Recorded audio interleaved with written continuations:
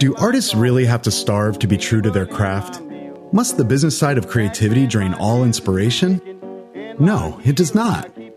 5 minutes on creative entrepreneurship can help you master the business side of creativity, reap greater rewards from your talent, and enjoy your work to the fullest. I'm so glad trouble don't last always. A cash flow forecast is one of the most important and practical financial documents that every creative entrepreneur needs.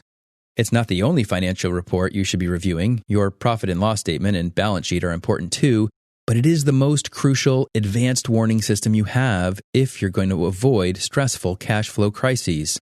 Since this document is so essential to running your business, keeping it accurate and up to date needs to become a weekly and often daily habit. But as you make frequent updates to cash flow, there are some subtle decisions you can make, which if you're not careful can begin to distort this basic representation of your business's lifeblood. I'm Eric Holter, and I've been a serial creative entrepreneur for over 3 decades. After graduating from Rhode Island School of Design in 1991, I could cut and print beautiful wood engravings. But I had no idea how to run a business. They just don't teach enough about business in art school. Since a cash flow projection is such a crucial and timely financial dashboard for running your business, and since you'll depend on the insights it provides for practical decision-making, you'll want to be sure that it's accurate. Last week I shared some tips for avoiding basic errors when updating your balances, such as forgetting to remove a received invoice or not deleting expenses that have already been paid. There's nothing worse than watching your projected cash drop by potentially thousands of dollars because you forgot to delete a receivable. But there are other mistakes you can make, which are not so much errors as they are judgment calls about when to expect to receive your payments, or when you plan on paying your expenses. Inconsistency in how you model your accounts receivable and your accounts payable can cause serious distortions to your cash flow projections. In order for your cash flow document to provide a realistic view on how your revenue will come in and go out over time, you need to stay consistent in how you update it. One thing that tends to happen, especially when cash flow gets tight, is that you become overly optimistic about when payments will come in.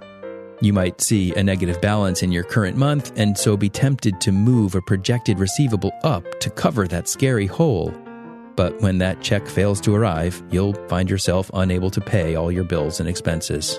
And how you represent your expenses is another way you might improperly compensate for tight cash flow scenarios. If you see that you don't have enough cash coming in to meet expenses, you might start pushing current expenses out to future months to relieve this pressure. For example, let's say that you're in the habit of paying your credit card bill close to the time when your monthly statement closes, which is a healthy practice, by the way. Let's assume that your billing cycle closes mid-month on the 15th, but it's not due until the following month. It can be very easy in a cash flow crunch to just push that expense off into the month it's due, and voila, your cash flow just improved by the amount of that bill. But these are unwise and unrealistic compensations that distort how your cash flow is presented. The reality that your cash flow is tightening and the fact that you actually have a looming crisis gets suppressed. You can't bury your head in the sand just because things aren't looking so good. Whatever your standards and practices are, whether you always pay your credit card right away or only when it's due, you need to keep them consistent. Shifting your practices and how you represent them in cash flow based on week-by-week conditions undermines the value of this crucial perspective on your performance. It's also important to keep your standards consistent for projecting your receivables. As a general rule, I recommend assuming at least a 45-day aging for your receivables. When I send an invoice, I typically set my terms to due upon receipt. And some clients do pay quickly, but most just submit them to their accounts payable department and they take their normal 30 days to process. Between delays getting into their system and also for the time it takes to mail a check, 45 days is a proper and conservative forecast for most payments. Not everyone's bill-paying habits or invoicing patterns are the same, but whatever your patterns may be, resist the urge to adjust how you represent receivables and payables in cash flow, especially when you're facing a crunch.